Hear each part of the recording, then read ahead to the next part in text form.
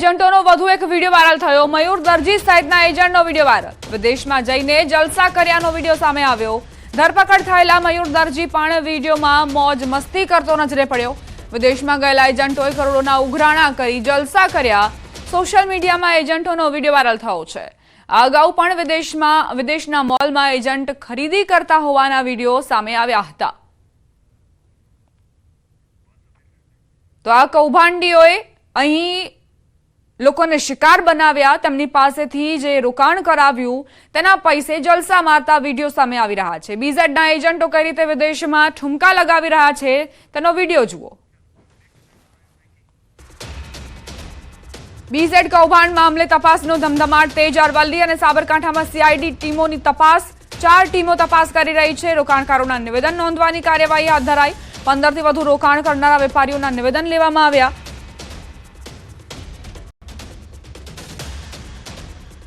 સમાચાર સુરતથી દીપિકા પટેલે આપઘાત કર્યાનો ખુલાસો। ફોરેન્સિક પોસ્ટમોર્ટમમાં આપઘાત કર્યાનું સામે આવ્યું। સુરતના વોર્ડ નંબર 30ના મહિલા પ્રમુખ દીપિકા આપઘાત મામલે આ ખુલાસો સામે આવ્યો છે। જો કે દીપિકાના આપઘાત પાછળનું કારણ અકબંધ છે, જે હજુ સુધી સ્પષ્ટ નથી થયું।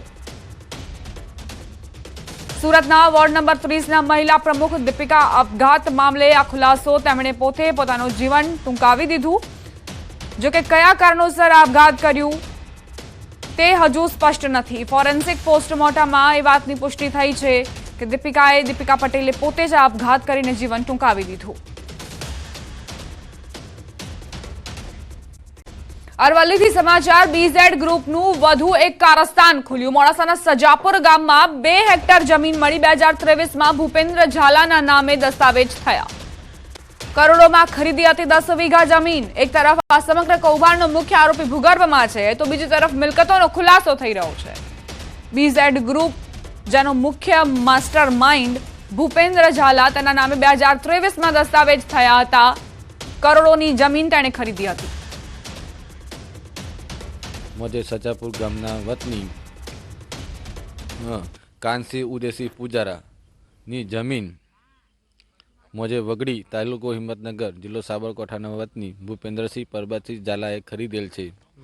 આ જમીન સજાપુર ગામે ખાતા નંબર 378 પર આવેલ છે, જેમાં કુલ 2 સર્વે નંબર છે, 182 અને 183।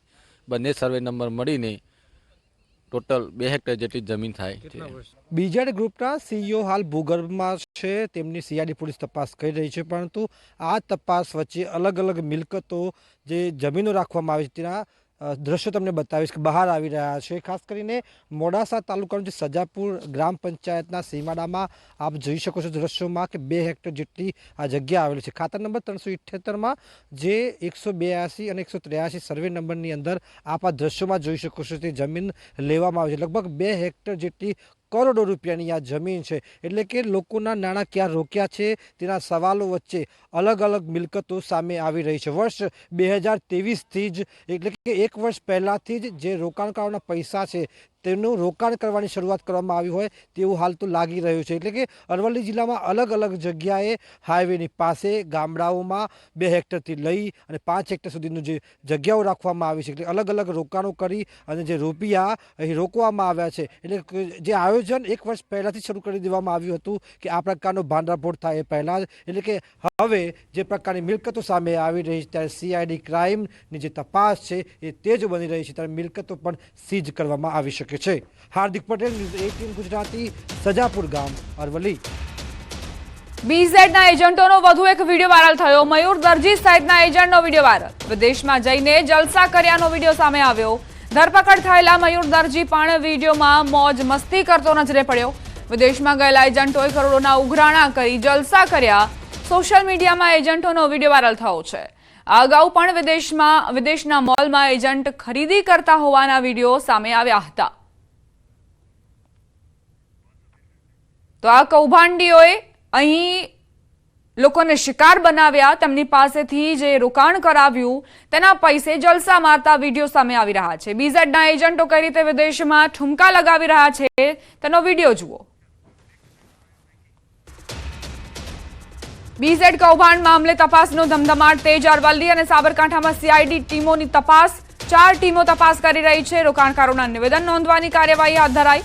15થી વધુ રોકાણ કરનારા વેપારીઓના નિવેદન લેવામાં આવ્યા.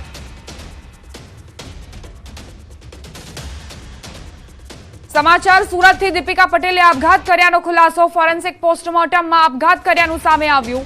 સુરતના વોર્ડ નંબર 30ના મહિલા પ્રમુખ દીપિકા આપઘાત મામલે આ ખુલાસો સામે આવ્યો છે. જો કે દીપિકાના આપઘાત પાછળનું કારણ અકબંધ છે, જે હજુ સુધી સ્પષ્ટ નથી થયું. સુરતના વોર્ડ નંબર 30ના મહિલા પ્રમુખ દીપિકા આપઘાત મામલે આ ખુલાસો. તેમણે પોતે પોતાનું જીવન ટૂંકાવી દીધું. જો કે કયા કારણોસર આપઘાત કર્યું તે હજુ સ્પષ્ટ નથી. ફોરેન્સિક પોસ્ટમોર્ટમમાં એ વાતની પુષ્ટિ થઈ છે કે દીપિકા પટેલે પોતે જ આપઘાત કરીને જીવન ટૂંકાવી દીધું. વધુ એક વાવાઝોડાની આગાહી હવામાન નિષ્ણાંત અંબાલાલ પટેલે કરી છે. 2 દિવસ બાદ ડીપ ડિપ્રેશન સક્રિય થશે. 4 ડિસેમ્બરથી 8 ડિસેમ્બર દરમિયાન અસર થઈ શકે છે. ગુજરાતના કેટલાક ભાગોમાં અસર થવાની સંભાવના. દક્ષિણ ગુજરાતમાં ભારે પવન સાથે વરસાદ થઈ શકે છે. મહારાષ્ટ્ર સુધી ભારે પવનની અસર વર્તાશે. મધ્ય ગુજરાતમાં પણ વાવાઝોડાની અસર થઈ શકે છે. કચ્છના વાતાવરણમાં પણ પલટો આવી શકે છે. આ ડિપ્રેશનનો માર્ગ ઓમાન અથવા સોમાલિયા તરફ હશે. તેના ભેજની અસર છત્તીસગઢના ભાગો, દક્ષિણ ગુજરાતના ભાગો, દક્ષિણ મહારાષ્ટ્રના ભાગોમાં જોવા મળશે.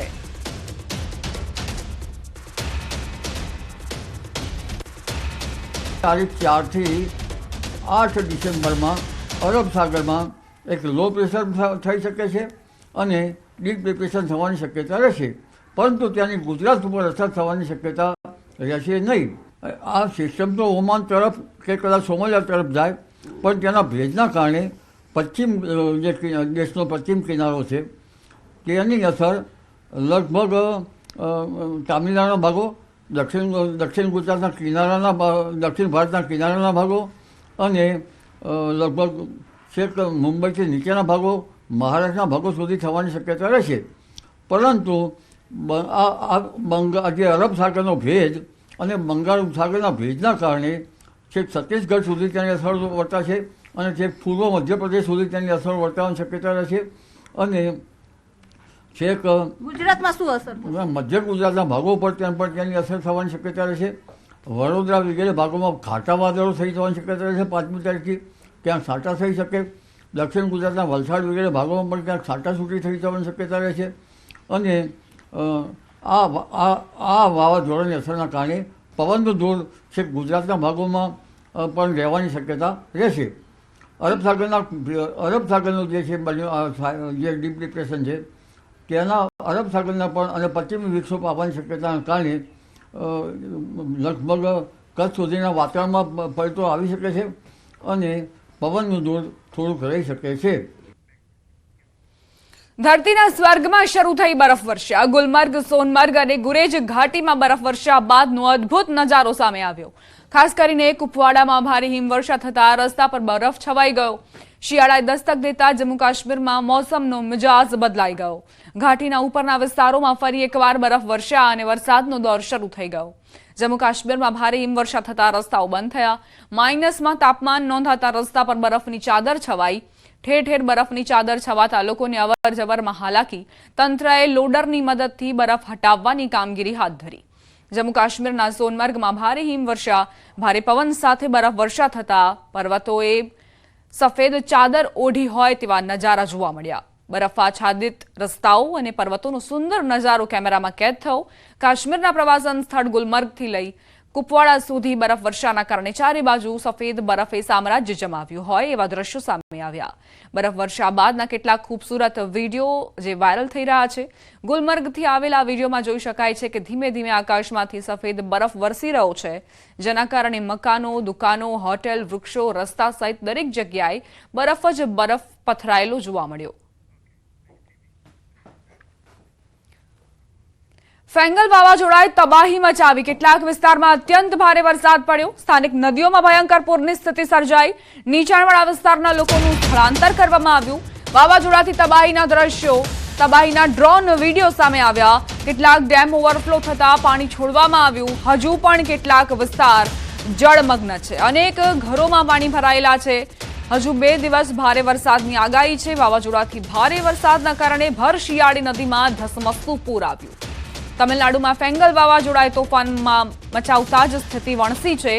સથાનુર ડેમમાંથી પાણી છોડાતા નદીઓ રૌદ્ર સ્વરૂપે વહેતી થઈ. કુડાલોરના 14 ગામોમાં પૂરની સ્થિતિને લઈ એલર્ટ આપવામાં આવ્યું. ચક્રવાતી વાવાઝોડાની અસરના કારણે અનેક જગ્યાએ વૃક્ષો ધરાશાયી થયા. મોટાભાગના વિસ્તારોમાં વીજ પુરવઠો ખોરવાયો હોવાના સમાચાર છે. ઘણા રહેણાંક વસાહતોમાં પણ પાણી ભરાઈ ગયા અને કેટલાક કલાકો સુધી રહેવાસીઓ ઘરની બહાર નીકળી ન શક્યા. લોકોએ જણાવ્યું કે રસ્તાઓ પર પાર્ક કરાયેલા 2 વ્હીલર અને કાર વરસાદના પાણીમાં આંશિક રીતે ડૂબી ગયા અને અનેક ઘરોમાં પણ પાણી ઘૂસ્યા. મહત્વનું છે કે ફેંગલ વાવાઝોડાના કારણે ભારત અને શ્રીલંકામાં 19 લોકોના મોત થયાના અહેવાલ છે.